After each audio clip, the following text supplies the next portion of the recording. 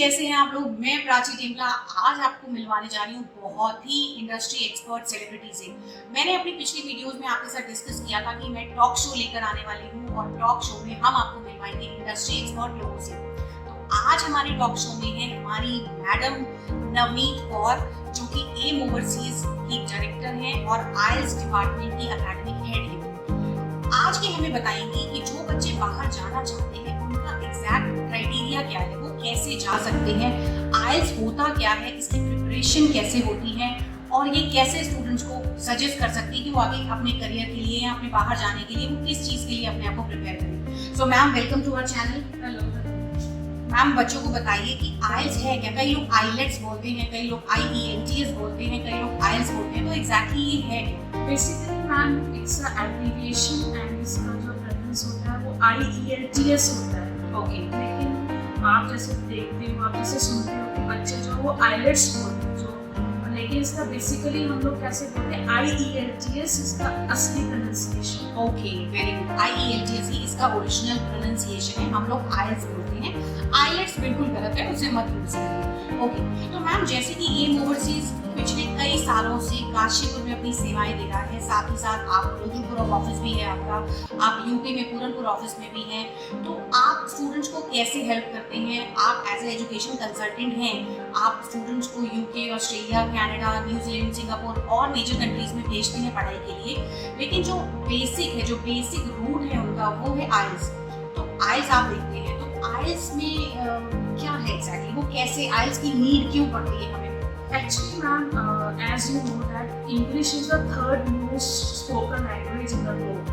Around 380 million people बोलते हैं इसको। राइट। और जो IELTS है, it is designed for those students, for those people who wants to study or who wants to migrate to other countries, to those countries where English is the native language. And IELTS, your ability of listen, read, write and speak will be assessed during the test. बिल्कुल सही कहा इन्होंने। Normally आप किसी भी foreign country में जाते हैं, आपको वहाँ की रीजनल लैंग्वेज नहीं समझ में आती है, आपको वहाँ की टर्की नहीं पता, आपको स्पेनिश नहीं पता, आपको वहाँ की रीजनल लैंग्वेज बिल्कुल भी नहीं पता, तो सिर्फ इंग्लिश ही एक ऐसी लैंग्वेज है जिसके थ्रू आप आगे फोकस कर सकते हैं, इंग्लिश के थ्रू आप कम्युनिकेट कर सकते हैं। तो मैम आइल्स क्या है, किनको करना चाहिए? जो बाहर जाना चाहते हैं, पढ़ने के लिए जाना चाहते हैं, काम करने के लिए जाना चाहते हैं?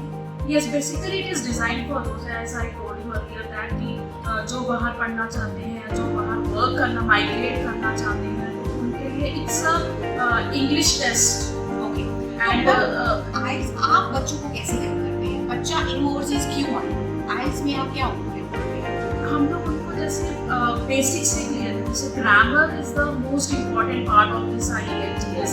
हम लोगों ने डिवाइड किया हुआ है, जैसे ग्रामर का स्टूडेंट्स हम टेस्ट लेने के बाद हम देखते हैं कि स्टूडेंट्स कहाँ कितनी इंग्लिश आती है उसको, ग्रामर में उसको ग्रामेटिकल एरर्स हो जा रहे हैं, तो हम लोग उनका टेस्ट लेने के बाद उनको ग्रामर में 1 हफ्ता या 2 हफ्ते जैसे उनकी ग्रामर वीक होती है उस हिसाब से हम लोग उन्हें अलाउ करते हैं ग्रामर क्लास में बैठने के लिए। देन हो जाता है बिगिनर क्लास में, बिगिनर से फिर इंटरमीडिएट, देन एडवांस क्लास में, उसके बाद he is ready to give the test. Okay, right. तो मैम आइल्स में क्या पढ़ाते हैं आप? ठीक है, ग्रामर तो एक बहुत इंपॉर्टेंट बात है कि विदाउट ग्रामर इंग्लिश की कोई वैल्यू नहीं रह जाती है।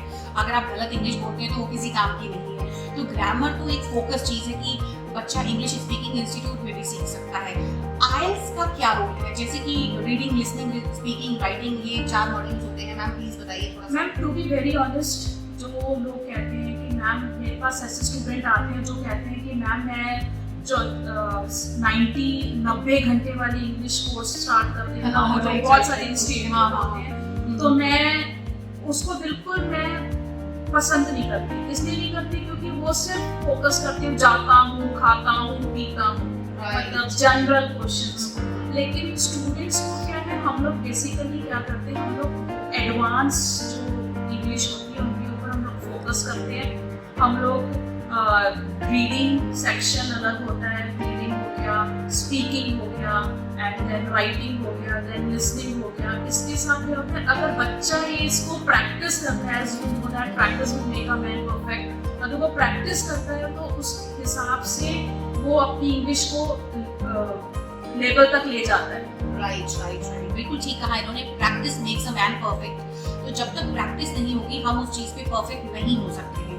तो मैम जब आपके यहाँ वैसे नॉर्मल ड्यूरेशन क्या है, कितना टाइम लगता है एक स्टूडेंट को, अगर वो CBSE ISC बोर्ड का है और अगर वो उत्तराखंड बोर्ड का या UP बोर्ड का है, एक कंपैरिजन तो देखिए आ ही जाता है कहीं ना ma'am it's a $1 million question.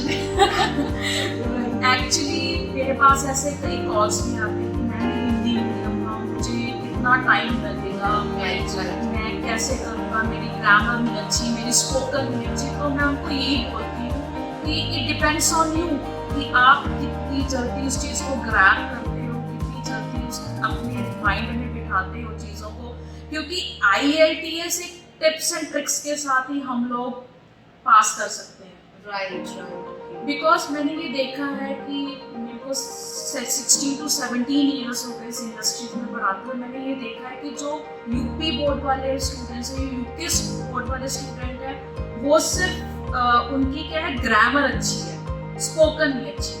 And अगर हम लोग CBSE ICSE स्टूडेंट को देखो तो उनकी स्पोकन अच्छी है तो ग्रामर भी अच्छी है। राइट, तो ये दोनों चीज़ें it's very important for IELTS। अगर आप you have to, if you want to score desirable bands, then you have to concentrate on these two parts, grammar and spoken. Okay. और बहुत से इंस्टीट्यूशंस ऐसे हैं उत्तराखंड में जो बोलते हैं कि हम 7 बैंड आपको ला देंगे, हमारे साथ 1 महीना पढ़िए, और कई तरह की वो मार्केटिंग प्रोपेगेंडा करते हैं। तो आपको क्या लगता है वो कितना हद तक सही है? What do you think?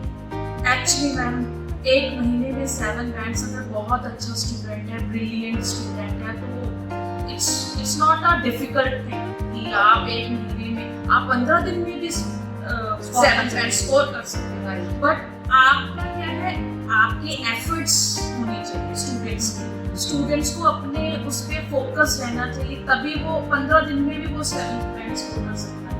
Right, बहुत अच्छी बात बताई। तो मैम ने जैसे बताया कि बेसिक जो है ग्रामर और स्पोकन, अगर ये 2 चीज़ें आपकी स्ट्रॉन्ग होती हैं तो आप IELTS के लेवल को बहुत अच्छी तरीके से क्लियर कर सकते हैं। तो मैम ये जब नॉर्मली आपने कितने महीने का एक कोर्स डिजाइन करके रखा है? मान लीजिए एक स्टूडेंट बिगिनर से स्टार्ट करता है तो लगभग उसे कितना टाइम लग जाता है? सी अगर स्टूडेंट्स वीक है, जैसे एसएस किया और उसको ग्रामर का नहीं पता, और कई स्टूडेंट्स आजकल जैसे आपको पता है कि उनको बस इंटेंशन क्या है कि आई हैव टू, हाँ सी मेरे को कनाडा जाना है, मेरे को ऑस्ट्रेलिया जाना है, anyhow we have to score 6 each band.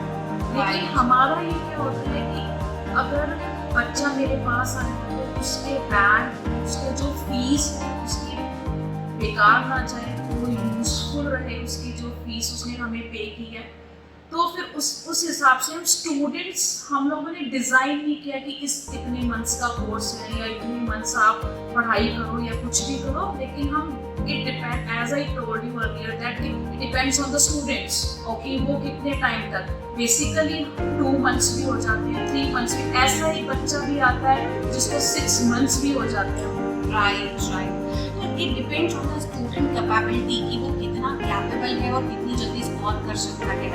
Ma'am ने जैसे बताया कि आप 15 डेज में भी 7 बैंड्स ला सकते हैं, बशर्ते कि आप उतने मजबूत हो, आपका स्पोकन उतना अच्छा हो, आपका ग्रामर पार्ट उतना स्ट्रॉन्ग हो।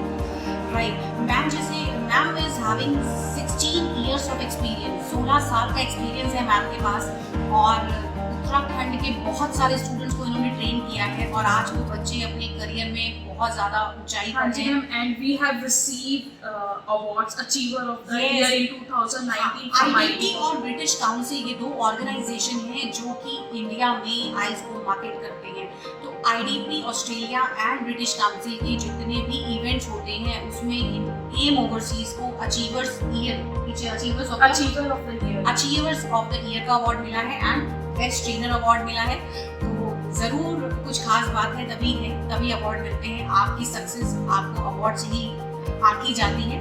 तो मैम जब बच्चा आपके यहाँ से पूरा जब पढ़ाई कर लेता है तो फिर वो उसको एग्जाम कैसे देना होता है, एग्जाम की फीस कितनी है, क्या बाहर के स्टूडेंट्स आपके यहाँ आते हैं कि नहीं आते हैं? हाँ जी मैम, मेरे पास दिल्ली से भी, लखनऊ से और पंजाब साइड से हो गया। Okay, और very मेरे good. पास हाँ जी अभी मुंबई से भी 1-2 स्टूडेंट्स का कॉल आया है, और मे भी जब ये लॉकडाउन अनलॉक होगा सब कुछ तो मे भी वो हमारे पास आएंगे। एंड हमारे पास हॉस्टल फैसिलिटी है, गर्ल्स हॉस्टल सेपरेट है, बॉयज हॉस्टल का सेपरेट है, राइट और 6,500 पर स्टूडेंट फीस है।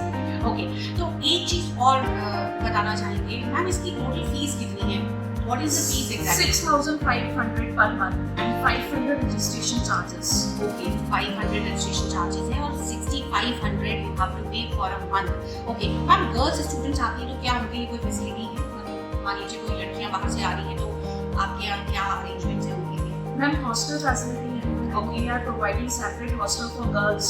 ओके, और उनका जो व्हीकल है वो व्हीकल से आती है, व्हीकल से जाती है। अच्छा, आप उन्हें कन्वेंस हाँ जी, कन्वेंस में प्रोवाइड कर रहे हैं, और 3 टाइम का ब्रेकफास्ट, डिनर, लंच।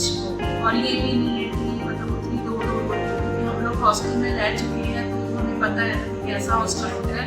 तो बिल्कुल होम एनवायरनमेंट वाला बिल्कुल खाना home स्टूडेंट्स को मिलता है, गर्ल्स को बहुत सेफ And girls को सेफ दिया जाता है। राइट, बहुत अच्छी बात है मैम। तो मैम हॉस्टल का अमाउंट दे पे 6,500। 6,000 फॉर अ मंथ। ओके, सो बहुत अच्छी जानकारी दी। और मैं और एक इम्पॉर्टेंट क्वेश्चन मैम से पूछने जा रही हूँ कि आप हमें ये बताइए कि अभी लॉकडाउन है, स्टूडेंट्स घर पे हैं, जो बच्चे 12th क्लियर कर चुके हैं वो अपने आप को इनिशियली कैसे तैयार करें फॉरेन जाने के लिए? Ma'am, अगर वो if they want to go to other countries, then they should start watching movies in English.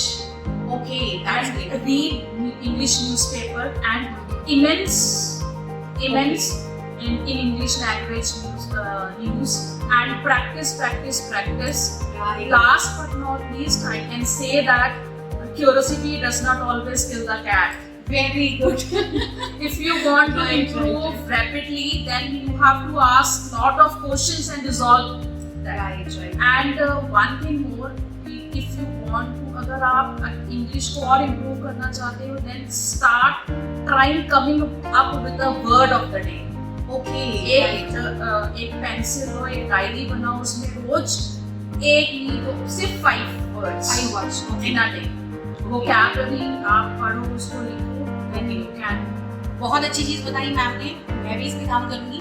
अगर आप अपनी इंग्लिश को इम्प्रूव करना चाहते हैं, घर बैठकर अपने आप को थोड़ा बहुत बैलेंस में लाना चाहते हैं, तैयारी कर रहे हैं फॉरेन जाने की, तो कहीं ना कहीं बेसिक रूल्स इम्पॉर्टेंट होती है और उसका बेस है इंग्लिश। इंग्लिश के लिए आप मैम ने जैसे बताया कि आप कुछ 4-5 वर्ड्स लिखना स्टार्ट करिए, उन वर्ड्स को यूटिलाइज करिए अपनी कन्वर्सेशन में। इंग्लिश मूवीज देखिए, इंग्लिश सीरियल देखिए, इंग्लिश कार्टून्स भी आते हैं, मैं भी देखती हूँ, तो you can enjoy those things And it will really help you. don't waste your money on that type of history जो आपको 90 घंटे में हाँ, क्योंकि वो वो सिर्फ सिर्फ fake टाइम promises हाँ हैं। बिल्कुल ठीक है, ऐसे फेक प्रोमिसेस जो कर रहे हैं कि हम आपको इतने दिन में इंग्लिश सिखा देंगे, आप फराटेदार इंग्लिश बोलेंगे। फराटेदार इंग्लिश आप घर बैठ के ही बोल सकते Yes, हैं। अगर आपके अंदर जज्बा है, अगर आप Curiosity है, क्यूरोसिटी है, तो आप बिल्कुल करेंगे। तो यही था आज का हमारा एपिसोड, होप आपको पसंद आया होगा। अगर आप ओवरसीज से रिलेटेड जो भी इंफॉर्मेशन चाहते हैं, एम ओवरसीज के पेज को लाइक करें, एम ओवरसीज का यूट्यूब चैनल है उसको जाके सब्सक्राइब करिए, मैं लिंक में ज़रूर शेयर करूँगी आप लोगों के साथ। नवनीत मैम से इंटरेक्ट होने के लिए भी आप इनको फॉलो कर सकते हैं। जल्द ही हम आपके पास और भी इंफॉर्मेटिव वीडियोस लेकर आएंगे, क्योंकि मैम ने अभी आइल्स का सिर्फ थोड़ा सा ही हमें बताया है और मैम प्लान कर रही है कि वो इस वीडियो के जरिए अपने स्टूडेंट्स को रीडिंग, राइटिंग, स्पीकिंग, लिसनिंग के भी टिप्स शेयर करें। अगर आप आइल्स करना चाहते हैं, फॉरेन जाने का प्लान है, इंग्लिश इंप्रूव करना चाहते हैं, तो भी हमारे साथ जुड़े रहेंगे। होप आपको ये वीडियो पसंद आई होगी। पसंद आए तो लाइक करिए, शेयर करिए, सब्सक्राइब भी जरूर करिए। मिलते हैं नई वीडियो के साथ। Thank you so much.